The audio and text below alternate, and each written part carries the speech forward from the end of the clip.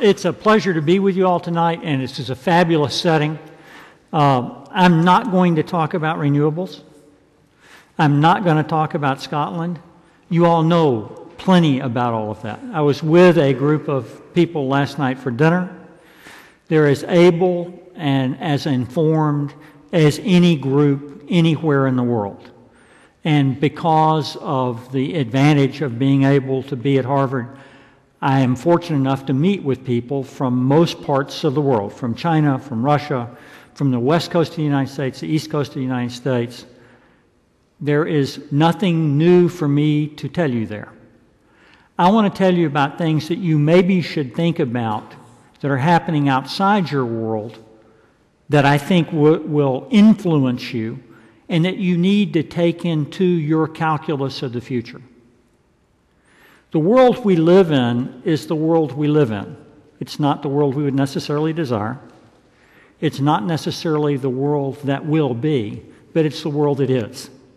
And it's through our interaction with that world that, in fact, we can bring about those futures that we imagine with the resources available to us and with the problems and opportunities and challenges that are in front of us.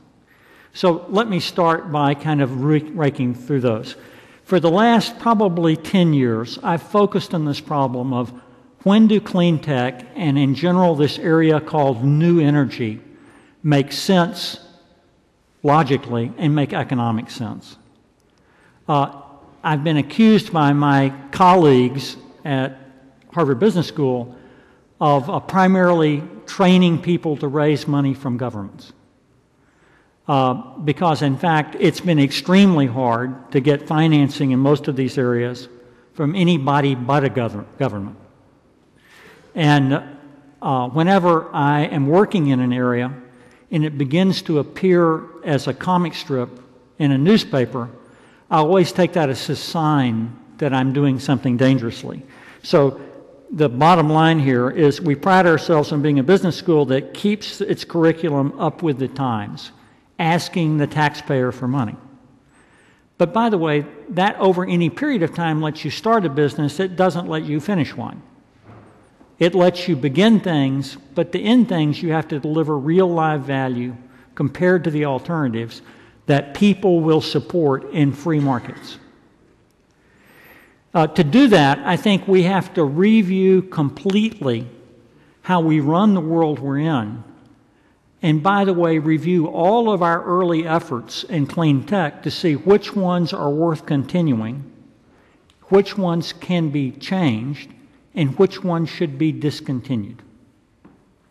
And I think that kind of ruthless mark to market, that ruthless acceptance of the harshness of the world is actually a thing that Scots understand better than most. You've always been known as a group that demands evidence, that regards that evidence as essential in making decisions, and that reviews things as life unfolds. So, to do this, I've come to talk to you as your lecturer, not as a representative of Harvard Business School, not as a graduate of MIT, not as someone who knows truth. If I knew truth, I would be over there where the flowers are. I'm here with a podium, so I'm another human being with an opinion about the future. Nothing more, nothing less. I'll be glad to tell you why I've come to that opinion. It is absolutely certain in my mind, and I absolutely believe that global average temperatures are going to increase substantially over the next 20, 30, 40, 50 years. I have no doubt in that. Everything I know about physics tells me that is true. We've taken an immense amount of carbon that is buried. We are putting it in the atmosphere. That, in fact, will trap infrared radiation, and it will heat the globe. I also know that I do not know where on the globe those extremes will be severe and where they will be, in fact, pleasurable. I do not know what it will cost to keep that from happening. I do know it will be a lot. It will take trillions of dollars spent around the world to affect that and to keep it from happening. I do not know if the consequences will be severe or benign. I know they could be benign. I also believe but cannot prove that they can be severe. So I think we face something where, in my mind, it is certain what the average is. It is not certain what the extremes are.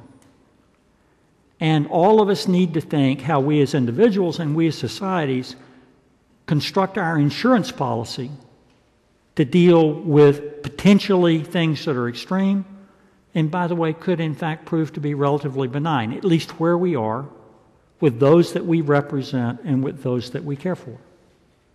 So I think we spin a roulette wheel, and I think if we spin a roulette wheel thinking the world isn't going to change, we're fools. But we're spinning a wheel where we don't know what the results are going to be. They are uncertain, and science, at least at this point in time, cannot tell us for sure. I don't know if you followed this week the Met Office 10-year forecast announcing that instead of 0.57 degrees Celsius, the raise was going to be 0.43. I promise you, nobody knows those numbers within a big percentage. And nobody knows physically where that difference will end up in the southwestern part of the United States, in the north of Scotland, or in the middle of Russia. There's huge uncertainty. And yet the internet is full of people declaring it to be a hoax or declaring it to be proof. So we're going to live in a very noisy environment for a good period of time, in my opinion. I think that when faced with that, you have to do something that's incredibly difficult for democracies to do. You have to get real governance and real choices in face of real uncertain information, and you have to get people to agree on it and come to common cause. And I think that's what we'll end up spending most of our time talking about tonight. It's clear to me that we've made slow but steady progress in renewables at many different levels. It's also clear that the prices of renewables strip, which is what I show here. Did I unplug myself? I have no idea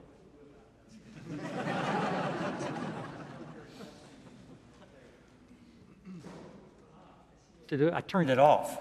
By the way, that always has a predictable effect. I'll keep my hand out of my pocket, which will be very difficult.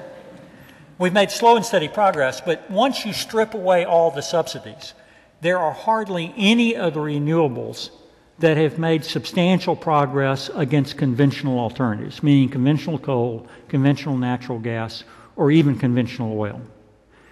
There's been certainly some very good news there in the world of solar. We're 10 years ahead of where people thought they were going to be in cost reduction, primarily because of bad industrial policy by the Chinese, with building huge overcapacity, in addition to technological innovation. We have, on the conventional side, had tremendous change in prices, primarily associated with fracking and the dash for gas, which you see most prominently in the United States.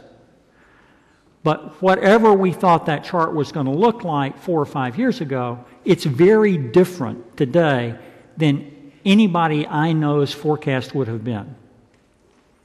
The one I followed most closely and most consistently through this period of time is solar.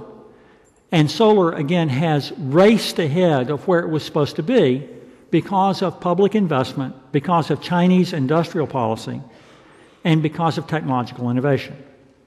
So, by public investment, nearly all Chinese solar cells that are being produced today in high quantity were paid for by European buyers. In other words, you subsidized to put them in place. The Chinese organized their industrial policy to export them. Technological innovation reduced the cost of manufacturing and production to put that into business. But the person who's paid to lower the cost of solar for the world are primarily the Europeans, through public policy decisions that the Chinese organized around, with industrial policy built to concentrate jobs in their own markets, that have resulted in, by the way, technological innovations in Germany, in the United States, and in Europe, which have lowered the prices even further. So in fact, the world is reacting and has been driving this cost down. The problem that comes with that shows up in this slide. It shows that, for example, and this is photovoltaics installed. In 2010, you see that roughly 53% of the world's photovoltaics got installed in Germany. Why did they get installed in Germany? Because that's where the subsidies were through feed-in tariffs to encourage installation. If you look at the forecast for 2014, and this forecast is approximately 9 months old, and you say, where do people expect photovoltaics to be installed? You see that a new market has evolved in terms of just size, and that's Italy, and 21% of the photovoltaics are supposed to get installed in Italy. Who is going to pay for those photovoltaics? It isn't Italians. It's Germans.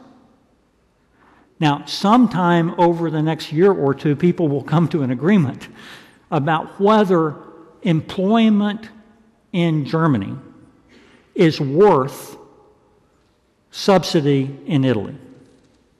But in the absence of that public policy decision, this will not occur. And yet that's being debated at the very moment. All around the world, people are making industrial decisions to get local employment, but they're exporting that employment to some other part of the world to pay for it. And a lot of southern Italy or southern Europe's problems come from the export policy, in fact, of northern Europe. So we all need to think about how we're intertangled with one another. And solar is a perfect example of it. Everything that public policy wants to have done has happened, but it's got contradictions in it that are now becoming apparent that we need to deal with. Unemployment in parts of the world, industrial policy competition between different parts of the world, and by the way, reduced costs, but at very, very high prices.